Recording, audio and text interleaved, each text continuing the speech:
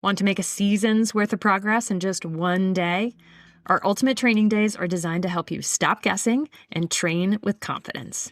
In just one day, you'll receive personalized feedback from our experienced coaches through swim, bike, and run sessions, hands-on skills practice, and mental training. With our small coach-to-athlete ratio, you'll get the individual attention that's hard to find anywhere else. You'll leave with practical strategies you can apply immediately, greater confidence in your training, and a community of athletes and coaches who are cheering you on long after the day is over. Whether you're training for your first race or chasing a new PR, these camps fill quickly because space is intentionally limited. Our upcoming camps are July 19th, August 9th, and September 20th. To learn more and reserve your spot, visit theenduranceedge.com/camps.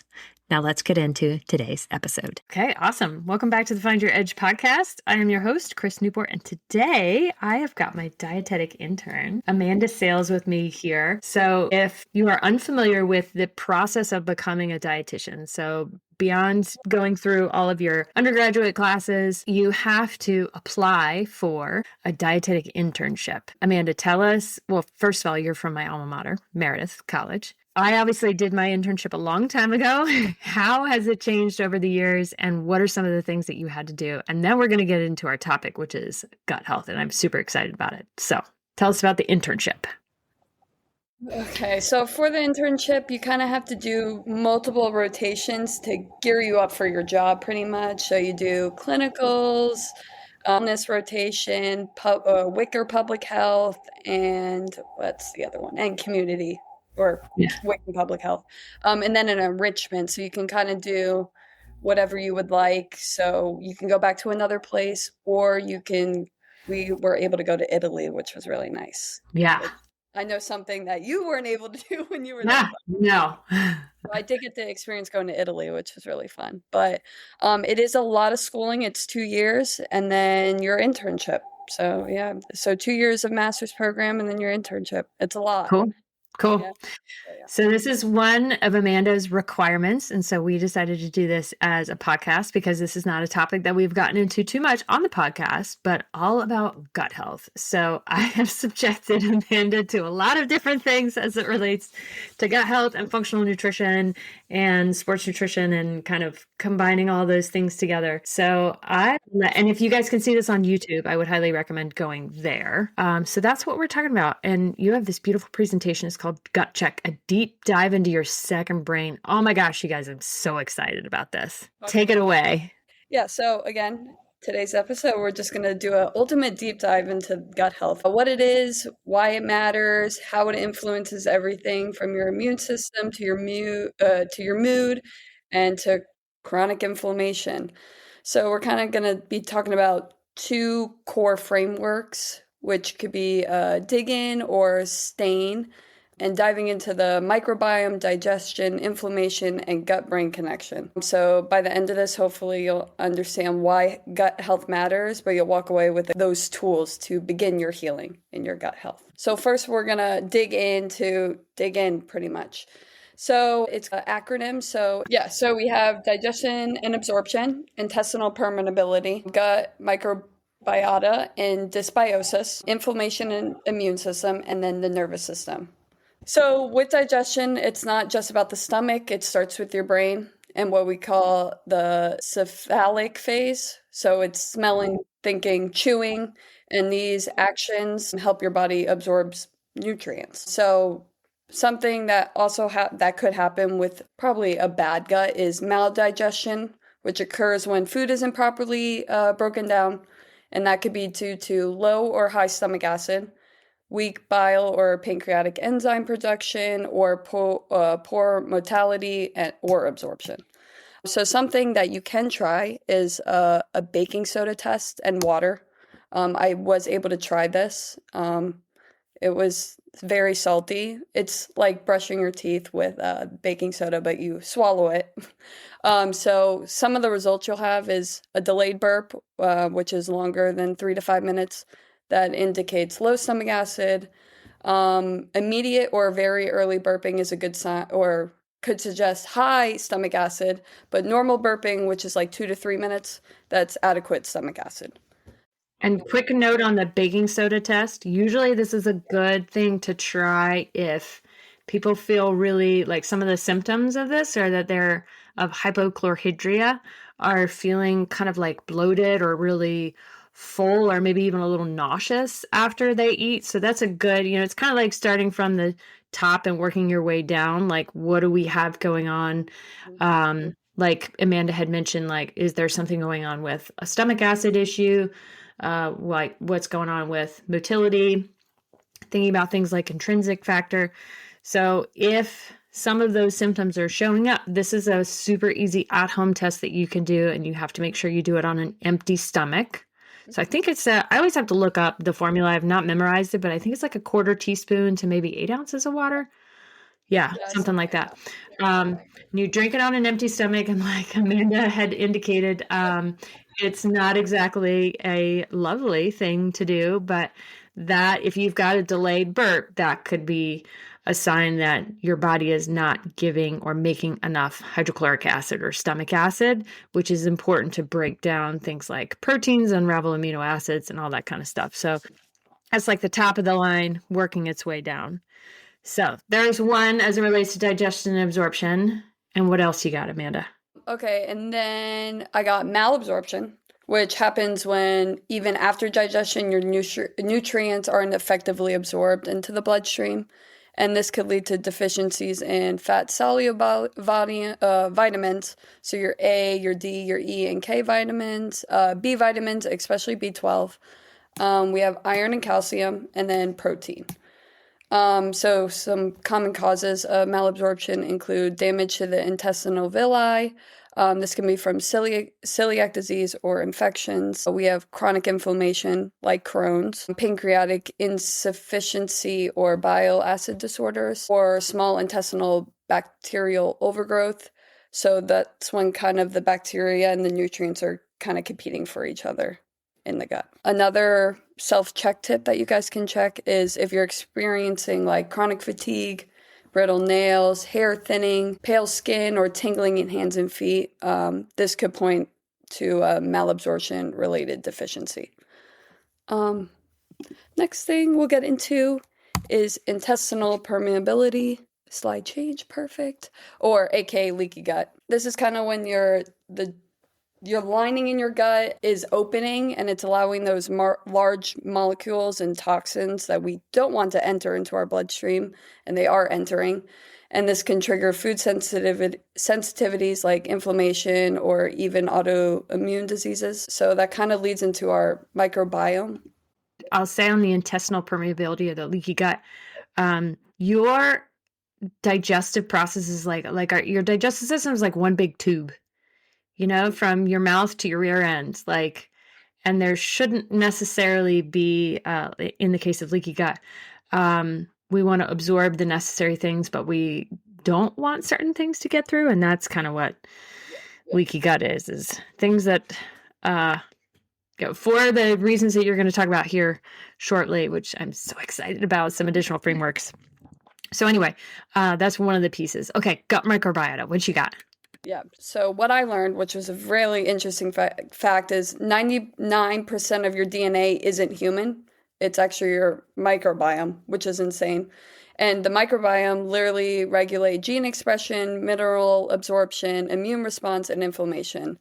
And yes, they also talk to your other organs like liver, pancreas, and your brain, which the main title is gut, brain, like big thing. We'll get into that though. But it kind of also leads into our next thing, which is the STAIN framework, which we talked about in the longevity group, about how doesn't the tree has the gene on the side? And yes. So the Integrative and Functional Nutrition Academy has come up with this really fabulous framework that it's STAIN, and she's got it on her screen right now. So, and I'll let her go through each like letter of the acronym. But there's also on the left, they have like a genome, right? Like a genetic framework indicating that, so much of your health depends on your genetics. And then similarly, there's a tree that has, beautiful leaves, and then it's got roots. So looking at how can we address, what are some of the symptoms or like the leaves, and then what is going on with the root causes. So those sort of like embracing the STAIN framework. So yeah, tell us more about the STAIN acronym.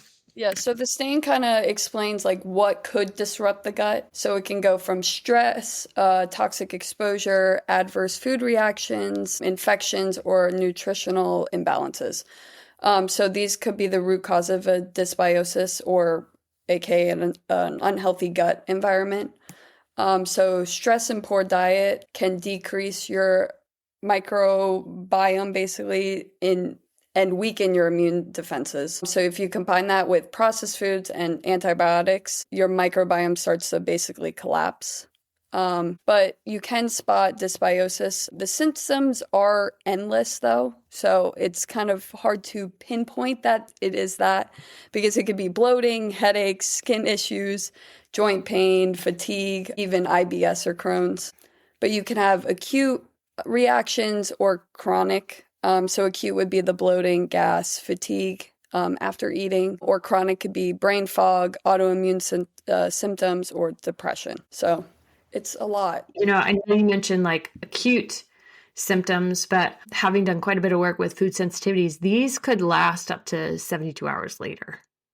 Yeah. Because when you think about a normal motility from the time a food enters your mouth to the time it enters the toilet, typically that's about 24 hours, but some people that can, depending on their motility, it could be a little slower, it could be a little faster. And then feeling the repercussions of all of that could be up to 72 hours. It's no different than like when you're feeding an infant. If you're introducing a new food, just to make sure there's no allergic reactions, give it 2 to 3 days before you introduce something else, right? Okay, gut disruption and dysbiosis. Tell us the things. I have another self-check basically, but like it's basically to ask yourself like what's one thing you do daily that supports or possibly stresses your gut. For me, well, we'll talk about this later. I know that I tend to eat a lot, and I'm eating right before bed, which I know is not something I should be doing, and I need to give my gut a rest too. We'll go to the microbiome masterclass for our next little segment. So your gut microbiome is mostly located in your large intestines, and its mission control is for your short chain fatty acid production, nutrient synthesis, and immune defense. Fiber, especially soluble fiber and resistant starch, feed these microbes. So think your green bananas, raw potatoes, beans, and whole grains. And then without fiber or your prebiotics, probiotics are useless. I read in a book, what was the Genetic Kitchen one? Is that what it was? Yes. Amanda's had some required reading to work with us. The author brought up the point of the probiotics is the seed and prebiotics are the feed. So fermented foods like yogurt, kefir, sauerkraut, and sourdough deliver live bacteria, which are those probiotics, while prebiotics like bananas, garlic, onions, and leeks feed them. And then another big thing for the microbiome is that hydration is very crucial. So without enough water, stool moves slowly, and this increases the risk for dysbiosis and discomfort, which we don't want. Next, we got inflammation and immunity.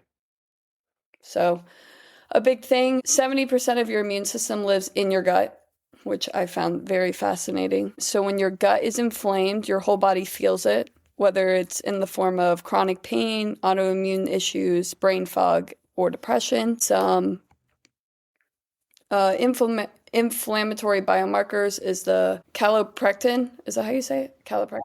Yep, calprotectin. Calprotectin. And lactofermin. So these check for your gut inflammation, and this could be due from stool testing. And then, but obviously healing starts with food.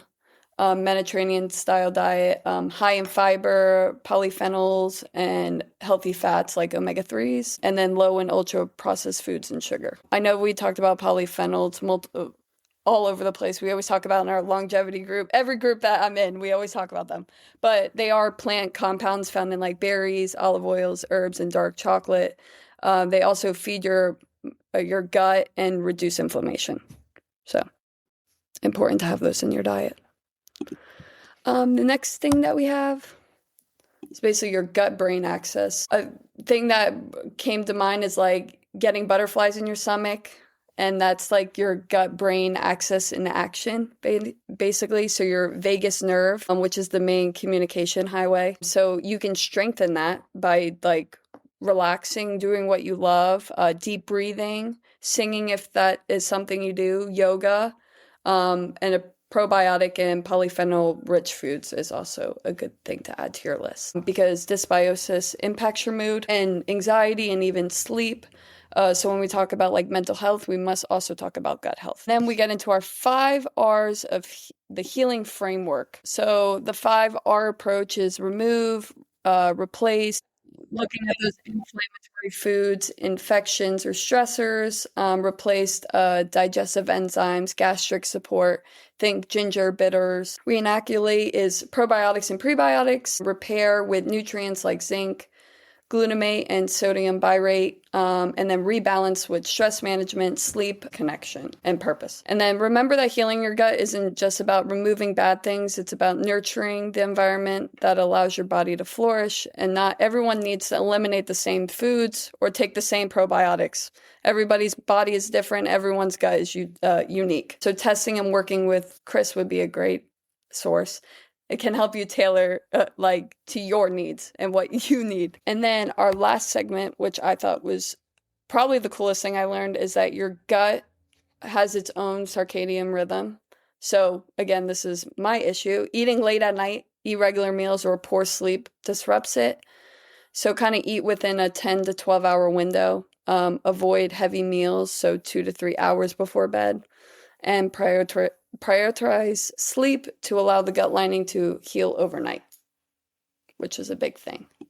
Super cool. Okay, that's great. Yeah, as you're saying, like the gut circadian rhythm, things that are coming up for me is like, okay, so you didn't mention that you're playing soccer still, right? Yes. Yeah. So, and you have late night games. So sometimes there can be various disruptors for this strategy. And there's always exceptions to the rule, right? If we've got athletes who need to gain weight, then generally speaking, we may have to have them eat late in order for them to help, gain weight. Oftentimes people are coming to us because they want to gain weight, but they still want to be active. So it's like finding this balance of, if I'm getting my evening workout, what do I do? You also have to go back to like, what is the purpose of consuming food in the first place, right? Like it gives us energy. We absorb the nutrients from it. So, but do we need excessive amounts of energy when we sleep? Not really, but we need enough things like amino acids throughout the day coming from our protein sources such that we're able to sustain our lean body mass, which I hope everybody wants to sustain their lean body mass, especially as we get older.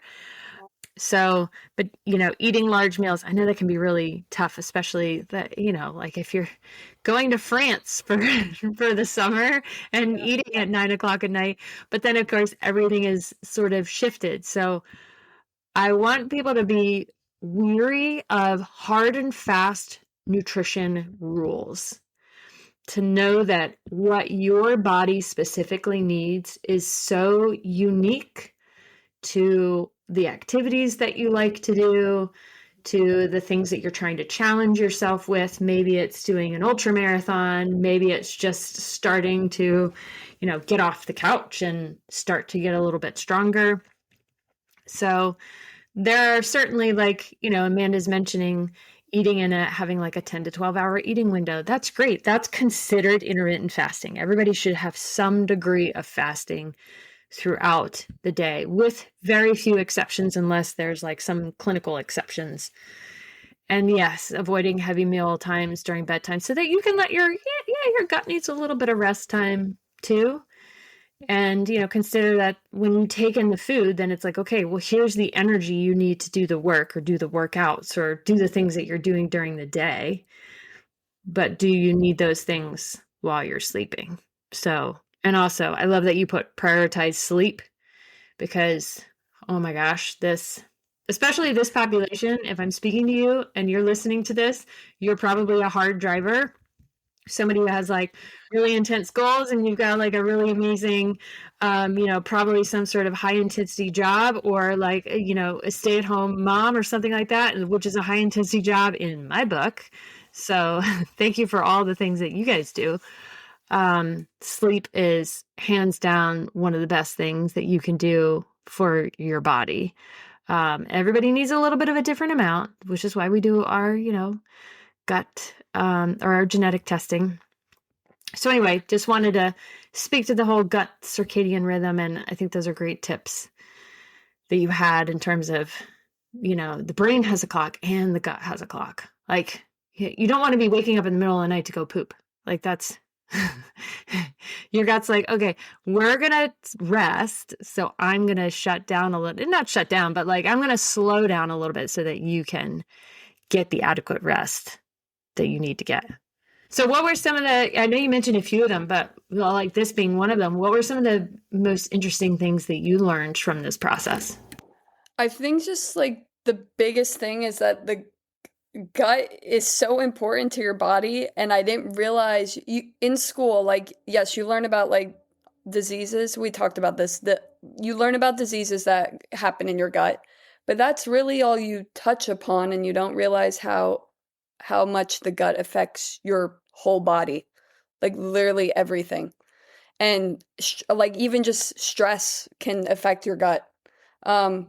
Chris, do you want to tell that story about the author? You're good at. Oh, yeah. Yes, I love that. So there's a gentleman I follow. His name is Dr. Wood. He's got a facility down in Florida. Heard him speak at a conference last year and just had a really fascinating, just tying it into the depth with which your gut and stress are so deeply connected.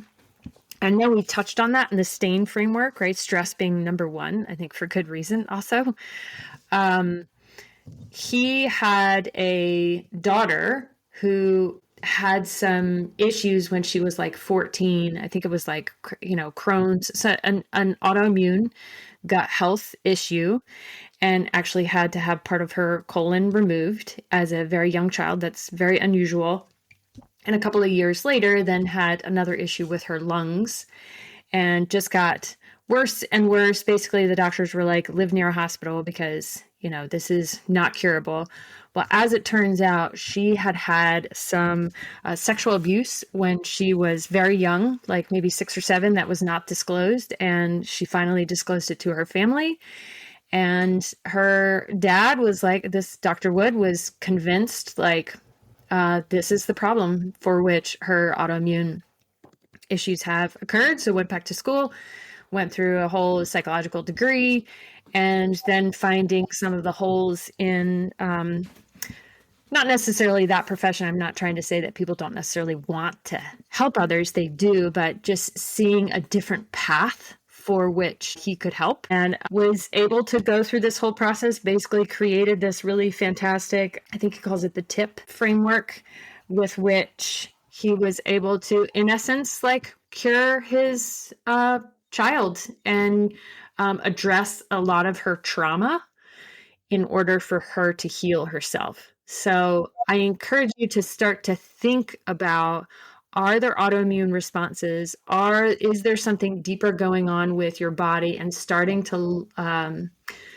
look deeper into whether it be therapy, whether it be journaling, whether it be meditation, things with which you can get out of your prefrontal cortex and get out of your thinking brain and dig deeper into your history. And it has been argued that so many people have even these like micro traumas, that pretty much everyone has some degree of micro trauma, whether it be shame inducing or, obviously you've got some more massive traumas, things like war, sexual abuse, things like that. And then there's these little micro traumas that sort of compound on each other. So I'm not saying that that's the cause of everyone's gut health, but it certainly is, can be a very deep trigger for your body responding in a way that your nervous system is trying to protect yourself. It's just, we can go real deep on that. So anyway,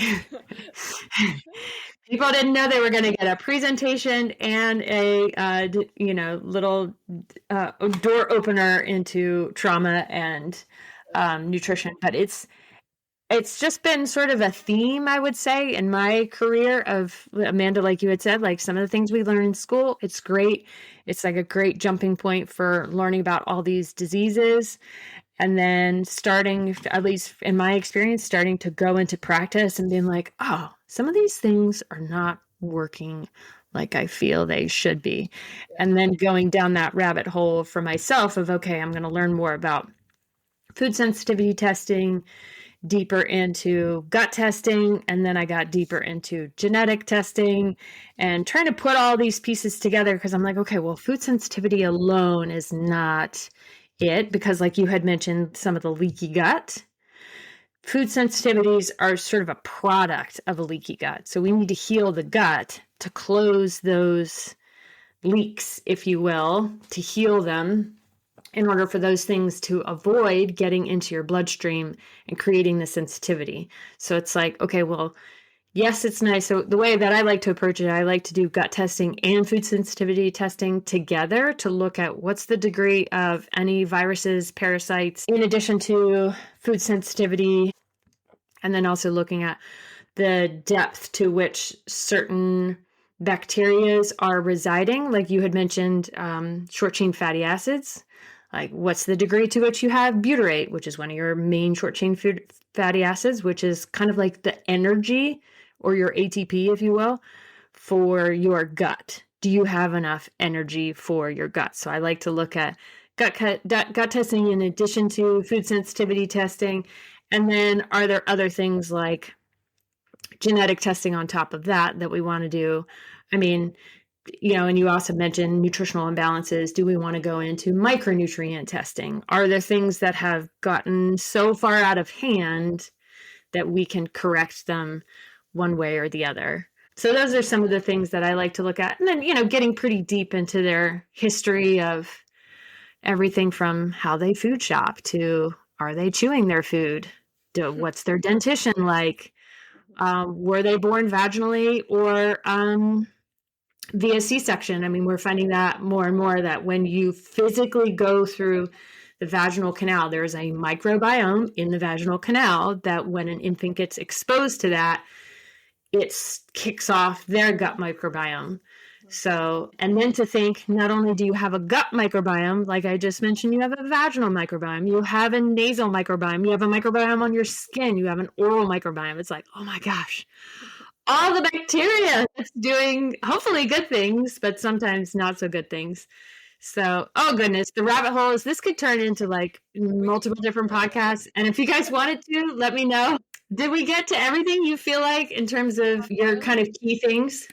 Yeah, I think the only thing I have left is the interactive challenge that they possibly could have.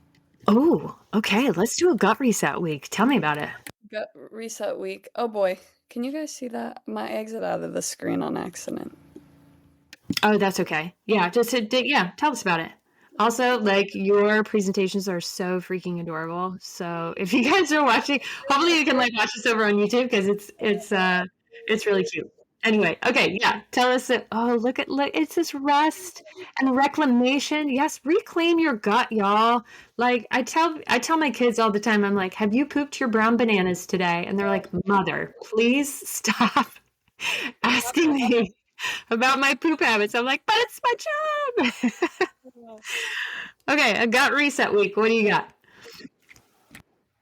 Basically, for the gut reset week, you can try to add one fermented food a day.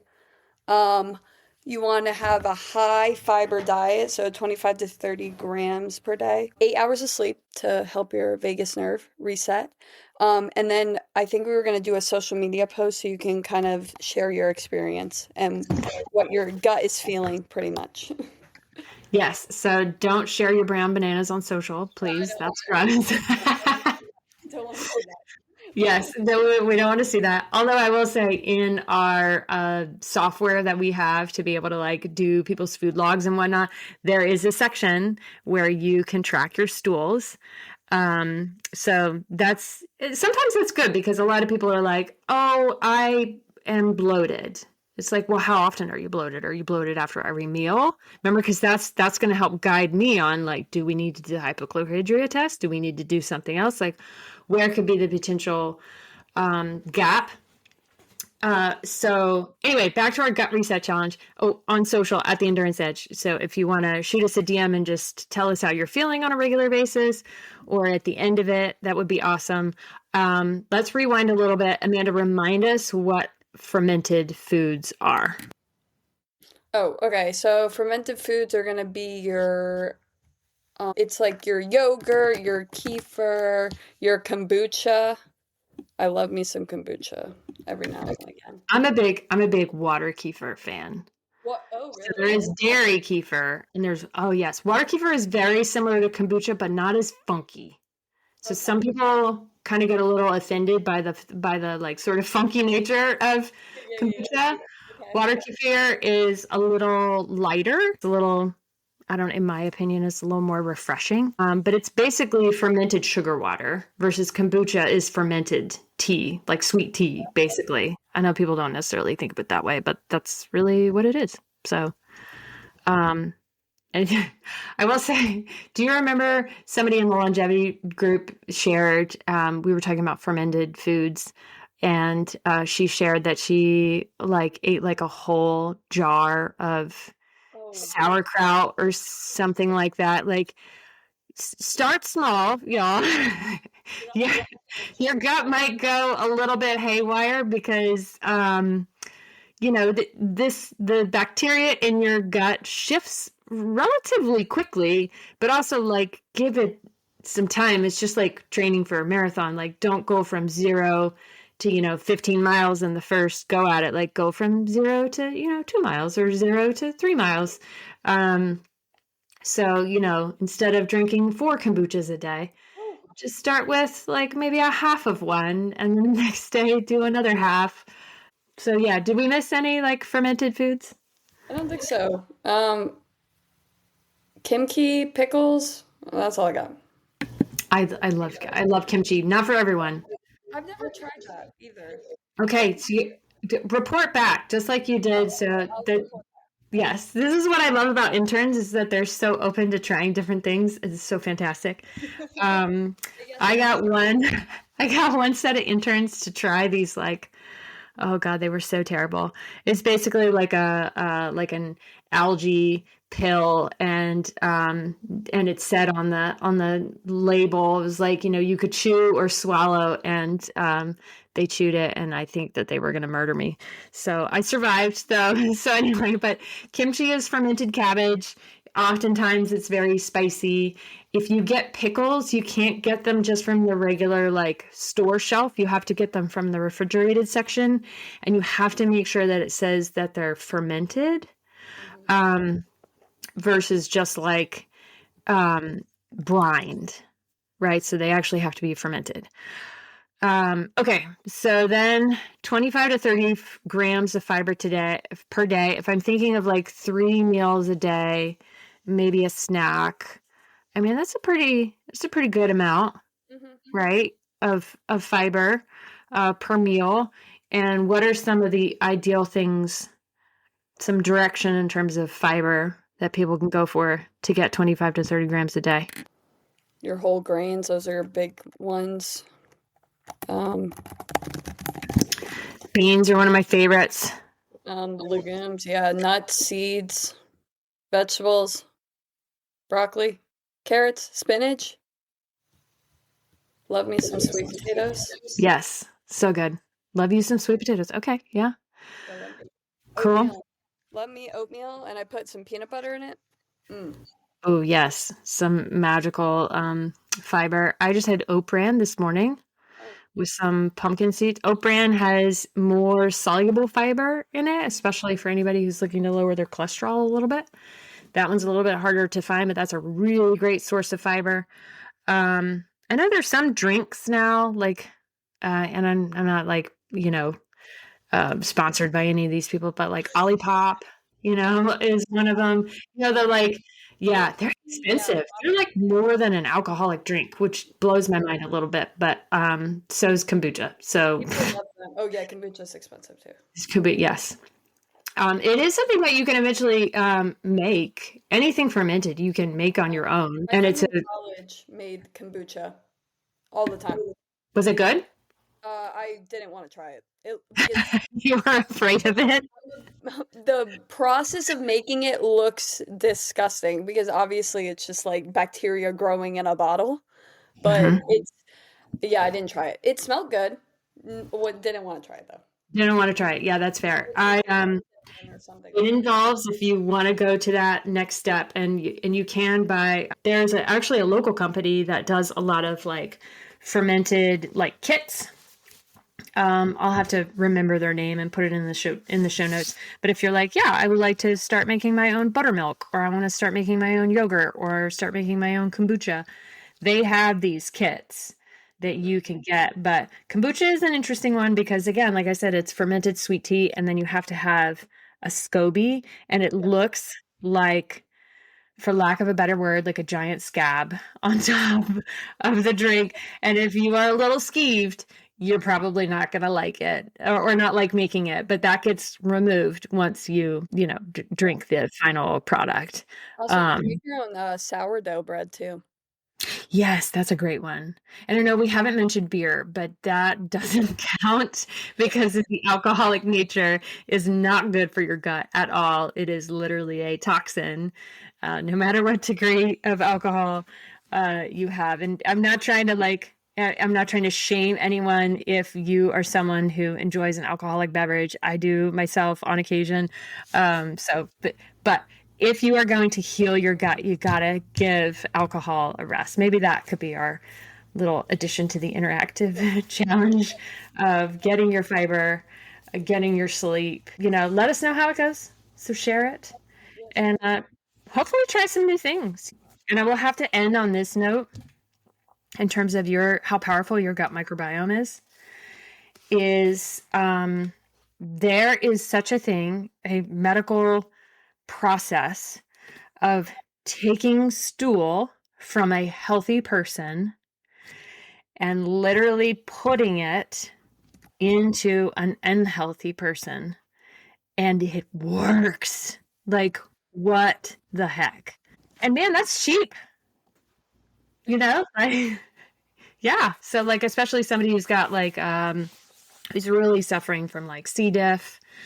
We're finding more and more that certain parts of your microbiome proliferate in not good ways, in extreme obesity, and that some of these stool transplants are helping, which is That's crazy to me. Anyway, it was such a great way to finish on a poop note. My son would be so proud.